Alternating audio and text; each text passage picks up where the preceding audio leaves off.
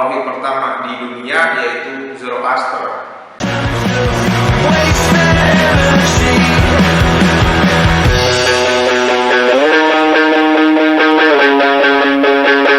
Assalamualaikum warahmatullahi wabarakatuh. Selamat pagi, siang, sore, atau malam. Kembali lagi di channel Missing Story. Bagaimana kabar kalian? Semoga kalian baik-baik saja dan dilimpahkan rezekinya. Apabila kalian yang belum menonton video sebelumnya, linknya ada di deskripsi. Silahkan tonton terlebih dahulu. Oke, daripada berlama-lama, mari kita mulai saja ke videonya. Oke, di tema kali ini kita akan beralih dari kerajaan kepada agama ya. Agama tauhid atau agama yang diberikan wahyu oleh Tuhan yang disebut agama monoteisme. Nah, ini adalah materi yang akan bermuara nantinya kepada munculnya agama Islam. Nah, tapi dalam perkembangan agama itu Islam tidak langsung muncul di awal, tapi banyak dulu agama-agama sebelum Islam itu. Salah satunya ini agama yang paling tertua di muka bumi ini dan agama wahyu pertama di dunia, yaitu Zoroaster. Zoroaster ini bisa dibilang agama yang dirahmati oleh Tuhan, yang diberikan oleh Tuhan kepada salah seorang tokoh yang bernama Zarathustra. Zarathustra ini adalah nabi bagi agama Zoroaster.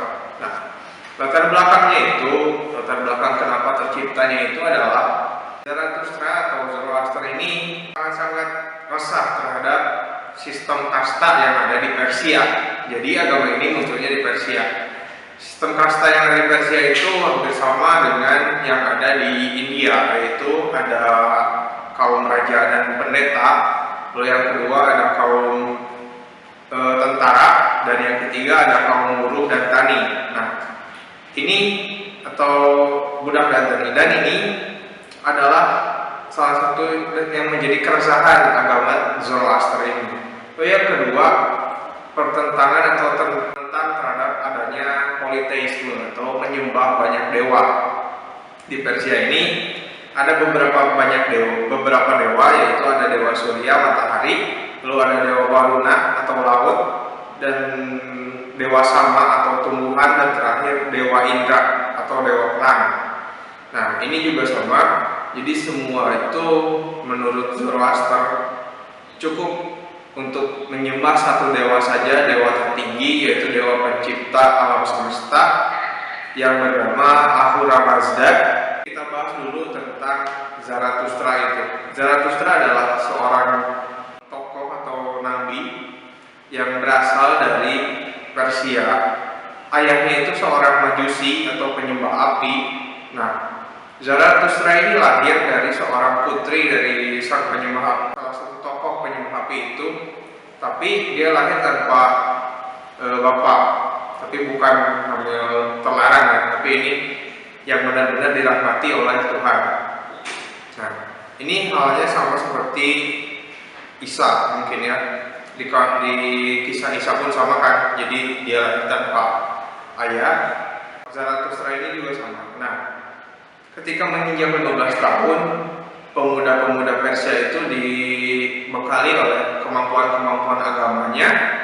Nah, kemampuan agamanya ini hingga akhirnya mendatangkan atau membawa Zarathustra kepada kaum pendeta, yaitu kaum tertinggi di agama Persia. Nah, setelah itu ketika 20 tahun, dia menikahi gadis yang bernama Hafifi. Nah, pada usia 30, Zarathustra ini menerima wahyu yang pertama. Diceritakan, ini menurut Ali ya, diceritakan bahwa suatu ketika ia sedang berada di suatu perkumpulan untuk merayakan musim semi. Ia pergi saat fajar ke sungai untuk mengambil air bagi keperluan upacara hauma. Ia menyeberang ke tengah sungai untuk mengambil air dari aliran yang ada di tengah. Ketika hendak kembali ke pinggir, dia menemukan dirinya dalam keadaan kesucian ibadat atau ritual. Nah, muncul dari unsur yang murni, air dalam kesegaran fajar menyebut diri sebagai volumana atau etikan baik. Nah, di tepian sungai ini yang kemudian membawanya kepada Tuhan Ahura Mazda serta 5 bentuk badan yang bersinar. Di hadapan mereka Zarathustra tidak melihat bayangannya karena mereka memancarkan cahaya yang terang benderang, dan saat itulah ia menerima wahyu. Jadi bisa dibilang wahyu pertama ini adalah satu kisah yang membawa Zarathustra ini kepada Tuhan Ahura Mazda atau Tuhan pencipta segala pencipta. Nah, sesungguhnya nama yang diberikan ini menurut Samada diberikan kepada agamanya itu adalah Mazda Yasna, kebaktian kepada Mazda, yakni Tuhan yang maha segala yang esa, sejati dan maha mengetahui. Ini menurut Samada. Nah, jadi dari kisah tersebut akhirnya Zarathustra ini terbuka pikirannya untuk meluruskan bahwa Tuhan yang Maha Esa itu adalah Ahura Mazda, sang pencipta.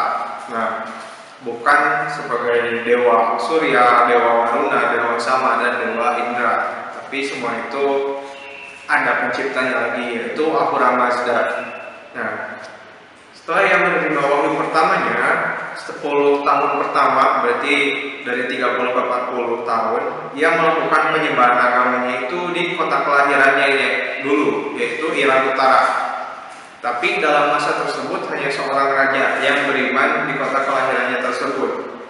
Orang itu tidak lain adalah saudara sepupunya sendiri, yaitu Maidyo Imanha.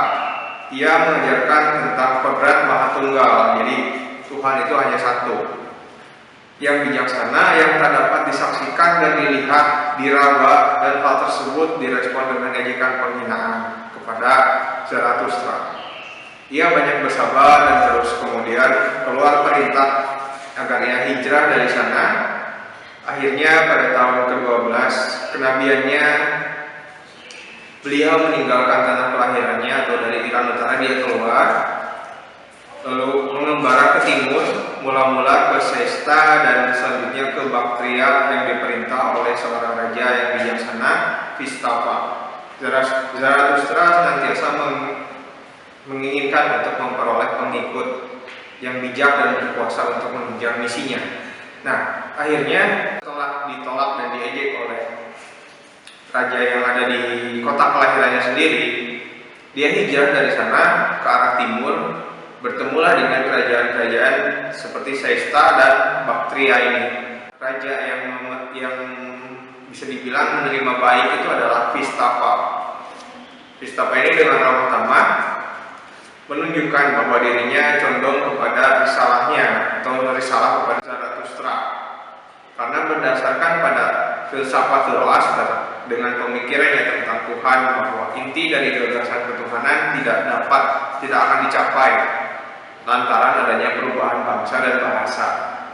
Nah, jadi bisa dibilang mungkin dari agama yang dianut Raja Vistapa ini selalu berubah-ubah nama dewanya. Nah, akhirnya dia menemukan seorang Zarathustra dan mengenalkan agama Zoroaster ini. Akhirnya dia berpendapat bahwa bukan nama atau perubahan nama atau perubahan bangsa yang bisa merubah gagasan ketuhanannya itu, tapi imannya dia sendiri kepada sang dewa pencipta alam. Jadi yang raja yang sangat jadi memerintah itu menerima segala kedatangan tamunya, termasuk Zarathustra. Raja yang ramah tamah ini adalah Vistapa. Vistapa ini bisa dibilang pemimpin raja yang paling mengenal kepada Tuhan atau kepada dewa-dewa sebelumnya. Dia ingin menemukan sosok mana sih dewa yang paling benar. Datanglah Zarathustra, akhirnya dikenalkan tentang Zoroaster dan keesaan dari Ahura Mazda. Bisa dibilang Raja Vistapa ini ingin masuk kepada Zoroaster, tetapi ingin meminta bagaimana kesaktian dari seorang nabinya, yaitu Zarathustra.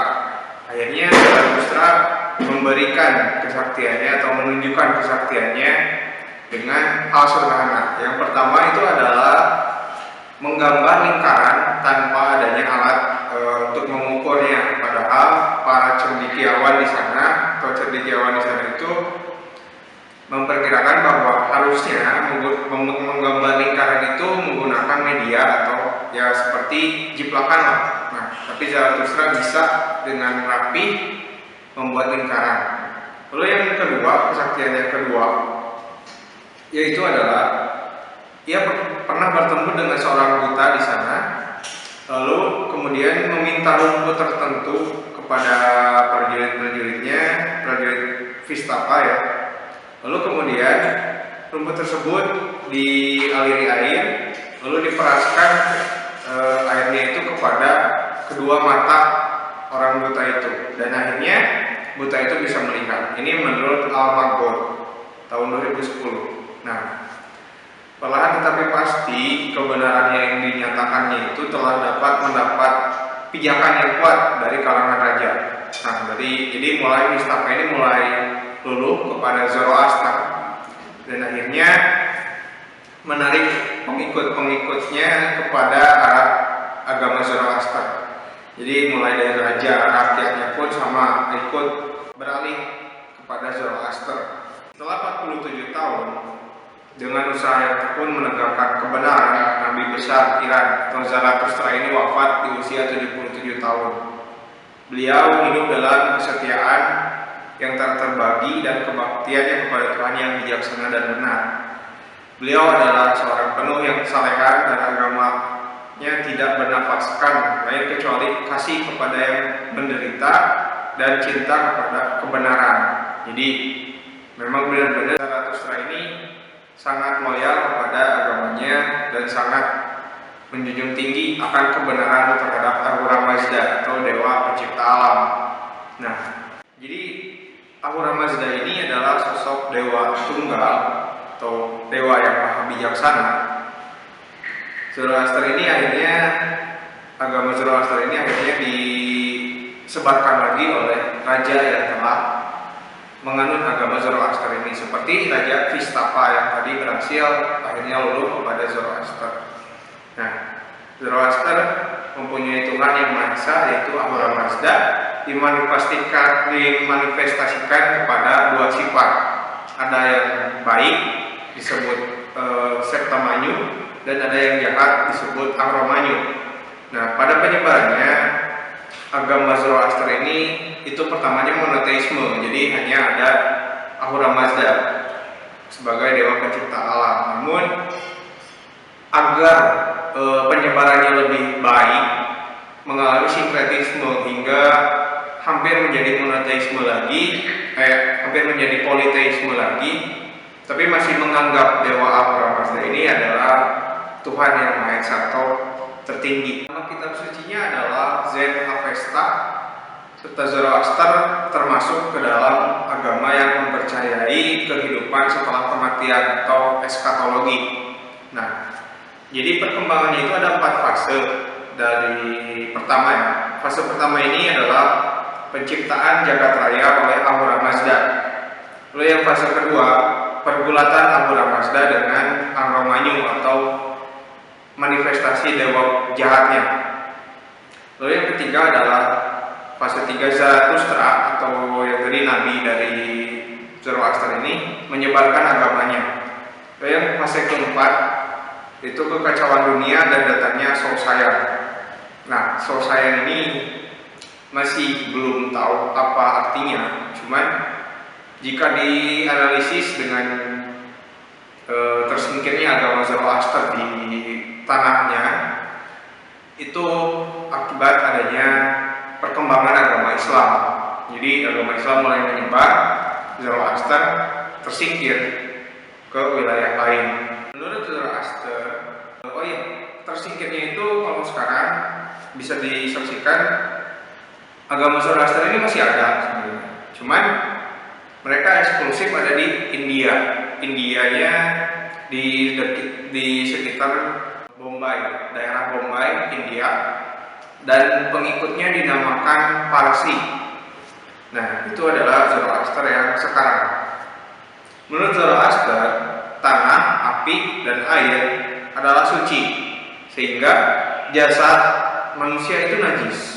Nah, cara untuk mengurus mayatnya adalah dengan menggantung mayat tersebut tidak menyentuh tanah dan dibiarkan burung bangkai memakan bangkai dari orang yang meninggal dari Zoroaster ini. Dan setelah itu, setelah tulang-tulangnya tinggal tulang-tulangnya, mereka dibiarkan begitu saja. Jadi bisa dibilang mayatnya itu digantung di sebuah bukit tapi tidak menyentuh tanah karena jasad itu najis. Nah, lalu dibiarkan burung bangkai untuk memakan bangkai dari kaum Zoroaster ini, lalu dibiarkan begitu saja.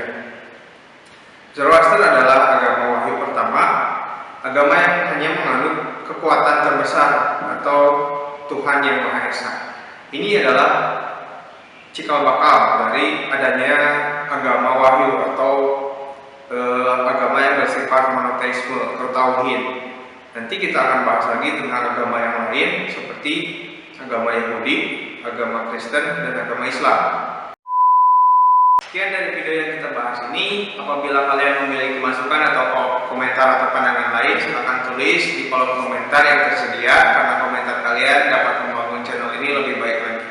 Jangan lupa follow Instagram kami, dan jika video ini bermanfaat, tolong subscribe dan lonceng notifikasinya diaktifkan. Sekian dari saya pamit undur diri. Assalamualaikum warahmatullahi wabarakatuh.